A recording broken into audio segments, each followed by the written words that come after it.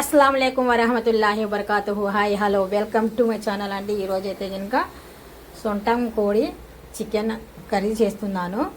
ఈ కర్రీ అంటే కనుక మామూలు చికెన్గా, ఇది మామూలు చికెన్ అయితే కాదండి. సొంటం కోడి దాంట్లో శుభ్రంగా కడిగేసి, చికెన్ని బాగా శుభ్రంగా కడిగేసి, పసుపు వేసేసి, ఉప్పు వేసి, ఒక పెద్ద లీఫ్ లాగా వేసాను. అదేంటిది తెలిసిందా మీకు? పప్పాయ స్కిన్ ఉంటుంది పైన, పప్పాయ తొక్క. ఆ పప్పాయ తొక్క అనేది వేసాను. ఎందుకంటే ఈ మాంసం మనకు చాలా గట్టిగా ఉంటుంది. ఎంత ఉడికితే అంత గట్టిగా ఉంటుంది అనమాట ఈ మాంసం.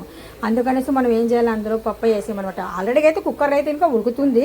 కాకపోతే అప్పుడు కుక్కర్ లేవు కదా, పూర్వంలో మాత్రం పప్పాయ తొక్కనే వేసేవాళ్ళు అనమాట. లేదంటే పప్పాయ చిన్న ముక్క అయినా కానీ సరే కటింగ్ చేసి వేసేటోళ్ళు. ఇప్పుడు గరం మసాలా, కారం పొడి, పసుపు, మిర్చి, అల్లం వెల్లుల్లి పేస్టు మొత్తానికి అన్నీ యాడ్ చేస్తున్నానండి ఇందులోనే.